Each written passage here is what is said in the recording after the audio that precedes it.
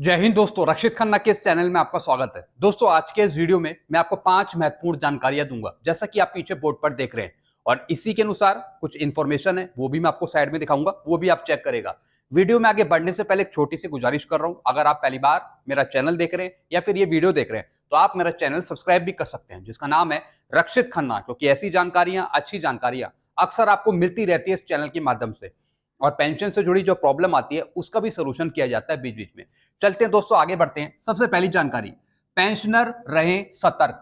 अपनी पेंशन लगातार चेक करते रहें।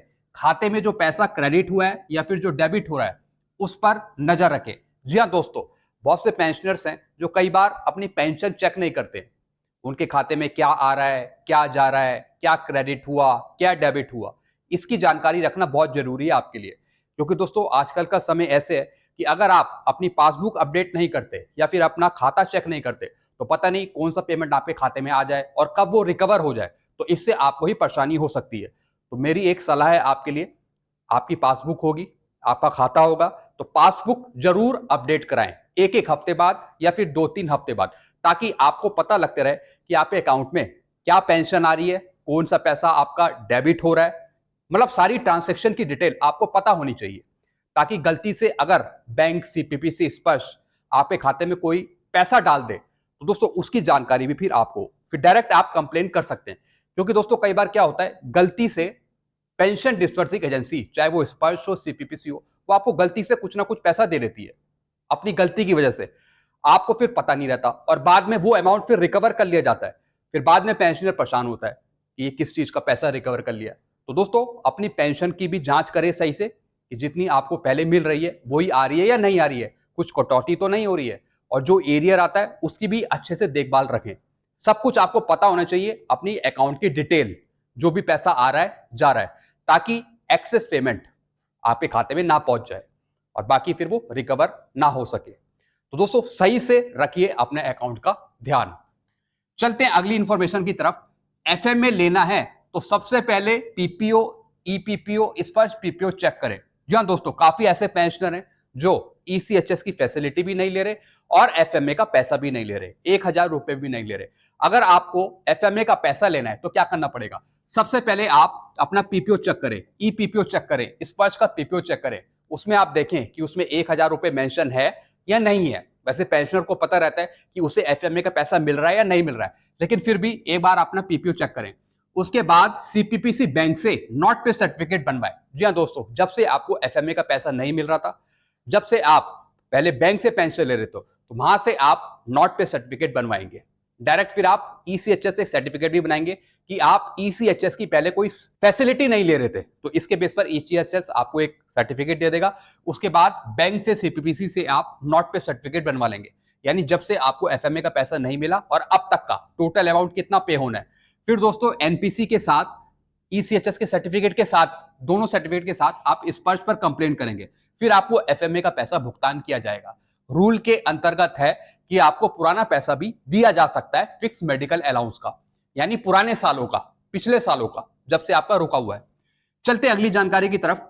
अगर कम्यूटेशन 15 साल के बाद भी काटा जा रहा है तो एक एप्लीकेशन अपने पेंशन डिस्बर्सिंग एजेंसी को दीजिए। जी हाँ दोस्तों, कुछ ऐसे पेंशनर हैं जिनका कम्यूटेशन 15 साल के बाद भी काटा जा रहा है उनकी पेंशन में से। अगर ऐसे कुछ पेंशनर हैं तो एक एप्लीकेशन लिखेंगे, और सीधा अपनी पेंशन डिस्बर्सिंग एजेंसी को देंगे। जो भी आपकी पेंशन डिस्बर्सिंग एजेंसी हो, चाहे वो स्पर्श हो, बैंक हो, सीपीपीसी हो, ट्रेजरी हो, डीपीडी हो, कोई भी हो, वहां पर आपको एक एप्लीकेशन देनी है और आपको उसमें लिखना है date of retirement, date of enrolment, कब आपका कम्यूटेशन रिस्टोर होना था उसका पीरियड, और कब से कब तक आपका पैसा और काटा गया कम्यूटेशन का 15 साल बाद, वो भी आप मेंशन करेंगे। और पीपीओ की कॉपी अटैच कर देंगे, डिस्चार्ज बुक की कॉपी अटैच कर देंगे। सब कुछ अटैच करके फिर आप अपने पेंशन डिस्बर्सिंग एजेंसी को दे देंगे।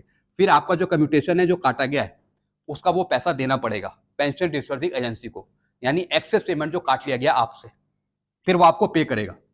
तो इस तरीके से आप कार्रवाई कर सकते हैं। चलते हैं अगली जानकारी की तरफ। OROP3 पेंशन टेबल जुलाई से मिलने के लिए सुप्रीम कोर्ट का आदेश सीजीडीए, पीसीडीए, एमओडी को भेजिए। जी हाँ दोस्तों, जो भी दोस्तों सुप्रीम कोर्ट का जजमेंट आया था कि इस बार लेट लतीफी नहीं होनी चाहिए OROP3 आने में, यानी सही टाइम पे हमें जुलाई में हमें OROP3 मिलनी चाहिए, ऐसा सुप्रीम कोर्ट ने भी कहा था। लेकिन दोस्तों जो ये आदेश है सुप्रीम कोर्ट का, क्या ये आदेश MOD के पास, PCD के पास, CGD के पास है? अगर नहीं है तो भिजवाना चाहिए वहां पे, ताकि एक बार फिर से रिमाइंड हो जाए मिनिस्ट्री ऑफ डिफेंस को या फिर PCDA को या फिर CGDA को कि जो सुप्रीम कोर्ट का आदेश था हम उसे पालन करें, हम उसे लागू करें सही टाइम पे जुलाई में, यानी जुलाई में आपको फिर OROP3 मिलनी चाहिए। तो ऐसे ये आदेश पहुंचाया जाना चाहिए MOD के पास, PCD के पास, CGD के पास, ताकि वो फिर से समझ जाएं कि हमें लेट लतीफी नहीं करनी OROP3 में, ताकि MOD के संज्ञान में बात आए कि OROP3 लेट नहीं होनी चाहिए, जैसा मैंने आपको बताया। चलते हैं अगली जानकारी की तरफ।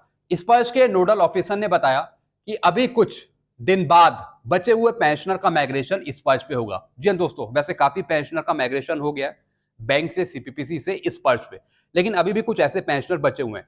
तो दोस्तों नोडल अधिकारी ने यहाँ पे बताया कि आगे आने वाले दिनों में, जैसे मई में या फिर जून में, कुछ और पेंशनर को माइग्रेट किया जाएगा स्पर्श पे, बैंक से CPPC से निकालकर।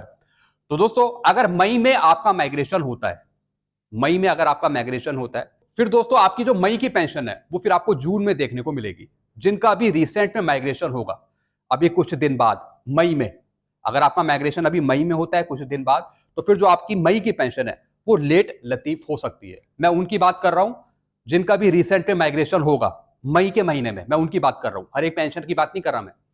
तो दोस्तों अगर उनका माइग्रेशन होता है अभी कुछ दिन बाद, तो उनकी जो मई की पेंशन है फिर वो जून में देखने को मिल सकती है, यानी 1 से 15 जून के बीच में। तो दोस्तों एक बार आप चेक करके भी बताइएगा जिन पेंशनर का माइग्रेशन अभी नहीं हुआ है स्पर्श पे, अगर उनका माइग्रेशन होता है तो एक बार आप मुझे पर्सनल मैसेज भी कर सकते हैं कि आपका माइग्रेशन हो गया है अभी इतनी तारीख को मई में, तो फिर उनकी जो मई की पेंशन है वो थोड़ी लेट लतीफ हो सकती है। बाकी हर एक पेंशनर्स को जो मई की पेंशन है वो फिर 31 मई को मिल पाएगी, जो ऑलरेडी स्पर्श पे माइग्रेटेड है। तो दोस्तों ये कुछ जानकारियां थी जो मैंने आपको समझाई। आई होप सारी जानकारियां आप अच्छे से समझ ही होंगे। ऐसी जानकारियां, नई जानकारियां अक्सर मैं आपके सामने लाता रहता हूं, ताकि आपको कोई नुकसान ना हो। वीडियो आपको अच्छा लगता है वीडियो को लाइक करें और इस चैनल को आप सब्सक्राइब भी कर सकते हैं, जिसका नाम है Rakshit Khanna. Thank you so much.